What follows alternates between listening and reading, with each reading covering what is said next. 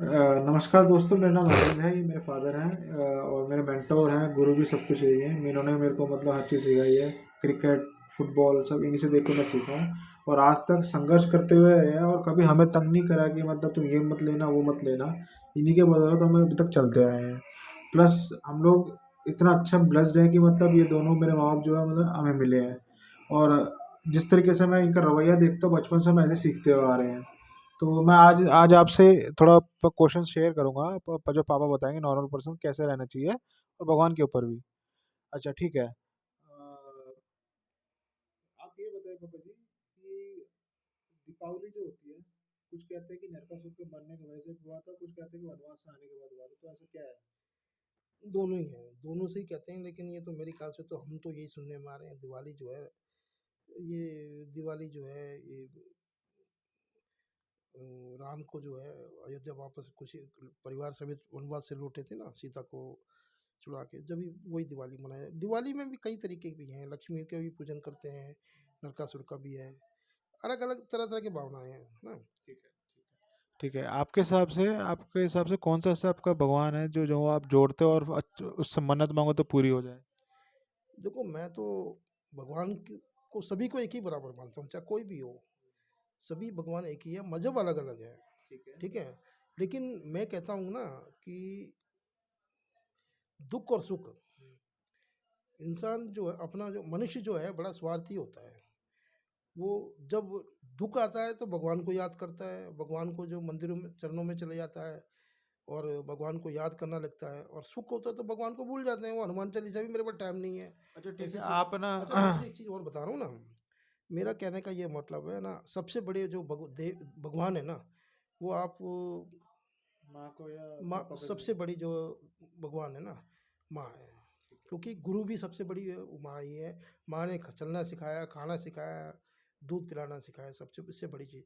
लेकिन एक चीज़ और भी है, मेरा मेरा मेरा जो मेरा तर्क है, अगर आप माँ बाप को तंग करके आप मतलब अमरनाथ यात्रा में, तीर्थ यात्रा में जा रहे हो, तिरुपति बालाजी जा रहे हो, वैष्णो देवी जा रहे हो, तो अशुभ हो उससे जाता है। उससे कुछ फर्क नहीं पड़ने वाला है।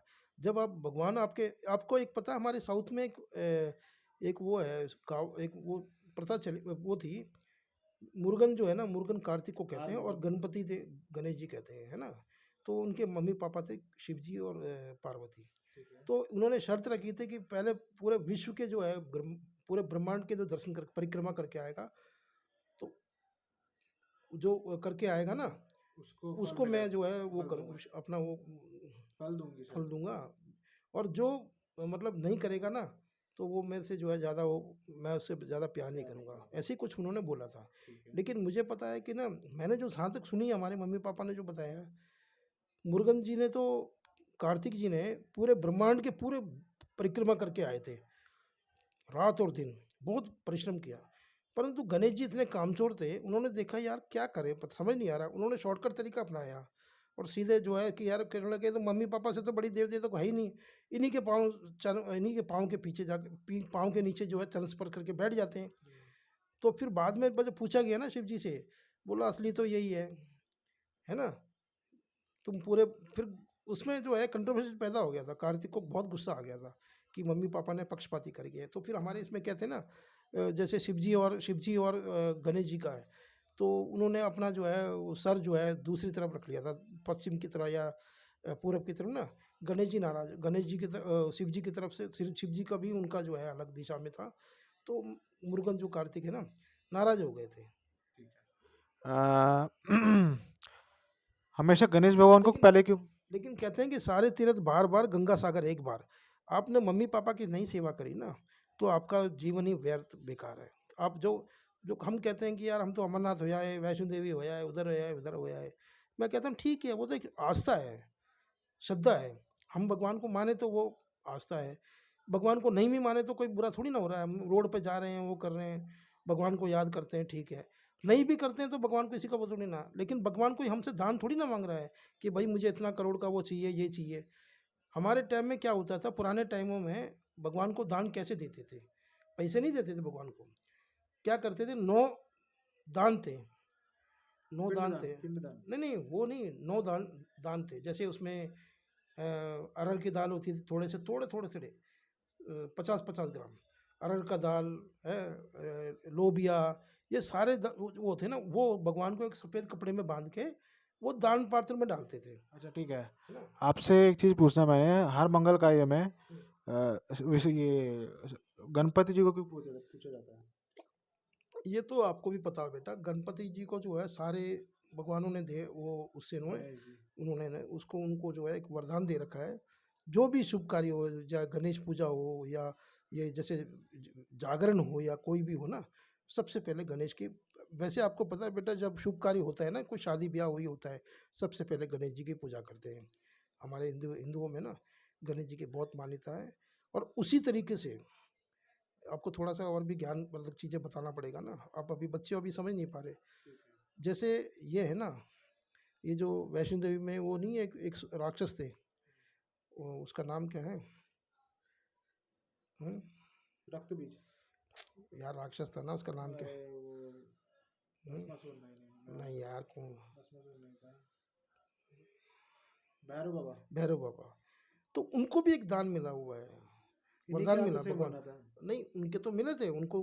अगर वो भैरव बाबा को अगर माता वैष्णो के उससे हाथों से नहीं अगर वध होता तो उनको मोक्ष प्राप्त नहीं होता। ये तो आपको आपने पढ़ा भी होगा, सुना भी होगा, ठीक है ठीक है है ना। ठीक दूसरी है। और चीज़ बता रहा हूँ। तो भैरव बाबा के अगर कई मंदिर में जाते हैं तो जाते हैं ना, बाद में लास्ट में ये कहते हैं कि भाई आप काशी में चले जाओ, विश्वनाथ कहीं भी चले जाओ, लास्ट में कहते हैं सारे भगवान को याद करने के बाद आपको भैरव मंदिर में जाना ही पड़ेगा, जब भी आपकी मन्नत पूरी होगी। तो उसी तरीके से गणेश जी को भी ऐसे ही वरदान दिया हुआ है, कोई भी पूजा करो सबसे पहले भगवान को ही, गणेश जी को ही पूजा करनी पड़ेगी। ठीक है ठीक है। आजकल कहते हैं ईस्ट फेसिंग चाहिए, वेस्ट फेसिंग चाहिए, जो ये मकान बनाते हैं, तो ये क्या लॉजिक है कि मतलब कहते हैं वास्तु के हिसाब से चलना चाहिए? मेरे हिसाब से तो हम लोग जहाँ घर खरीदते हैं ऐसा तो कुछ सिचुएशन नहीं होता कि ये पूजा रूम है वो रूम है, तो ये जो ईस्ट फेसिंग वेस्ट फेसिंग बोलते रहते हैं, इसमें क्या क्या है ये मतलब? हमारे जो है ना, मतलब इसमें ये हकीकत भी है। क्योंकि क्या होता है ना कि ये जो जो परंपरा बनी है ना, वो वाकई में सच अच्छी बातें बताई गई है कि दरवाज़ा किस तरीके से होना चाहिए, क्या है। लोग इसको जो है अवेयरनेस नहीं है, अभी भी जागरूक नहीं है, जैसे मर्जी हो वो समझ नहीं पाते। लेकिन एक पूजा करते हैं जब हम मकान बनने से पहले, जो उसकी नींव रखते हैं, तो उसमें क्या होता है कि हम पंडित को बुला के पूजा करते हैं।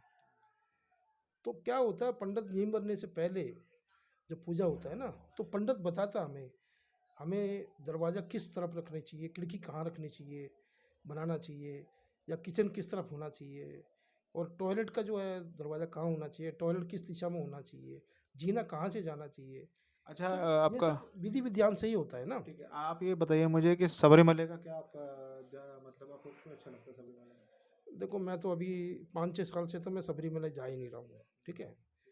और सबरीमला जाना कोई मामूली बात नहीं है, इसके लिए तपस्या करनी पड़ती है, बहुत कुछ सेक्रीफाइस करना पड़ता है।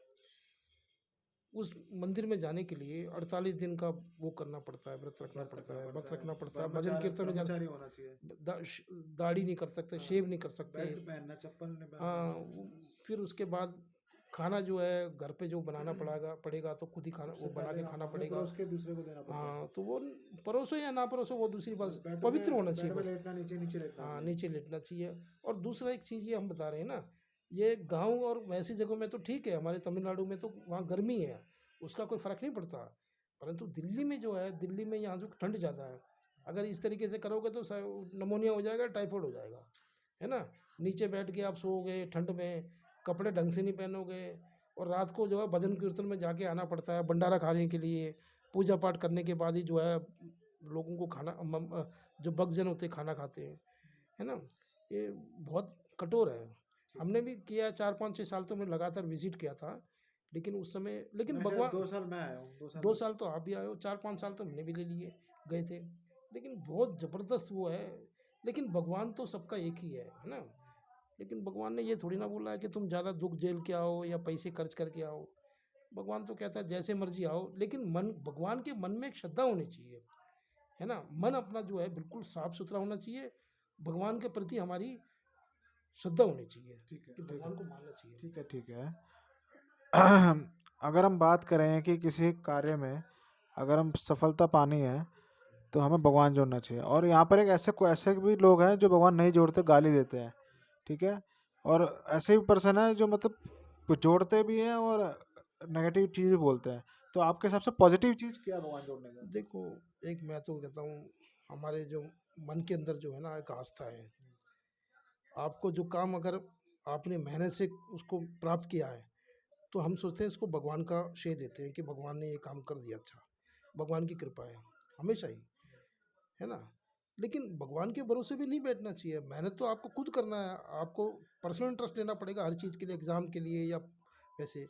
ये नहीं कि हम भगवान को पूजा करने लगे कि जी भगवान ही मेरे को पास कर देगा, ऐसा कुछ नहीं है। आपको अपने बलबूते पे मेहनत करनी पड़ेगी। और जो है, भगवान तो अलग चीज़ है, भगवान को तो विश्वास रखना ही है, वो तो नहीं है। लेकिन भगवान में मन के, भगवान मेरे को पेपर में अच्छे नंबर आने चाहिए। जैसे आपने देखा होगा, जब पेपर होते हैं ना स्कूलों में, चाहे दूसरी क्लास का हो, तीसरी क्लास का हो, चाहे 10वीं का हो या 8वीं का, तो पहले क्या करते थे बच्चे, तो स्कूल में टीचर कहते थे पहले पहले पेपर देने से पहले तुम भगवान को याद कर लो थोड़ा सा। उससे जैसे कहते हैं ना कि एक वो होता है, जैसे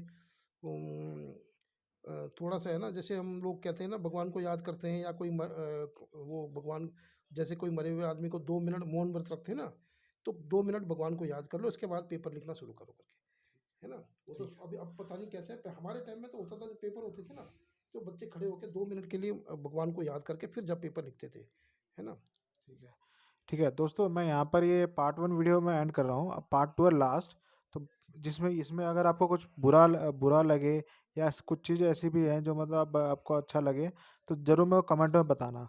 ठीक है, बाय बाय। बाय बाय दोस्तों।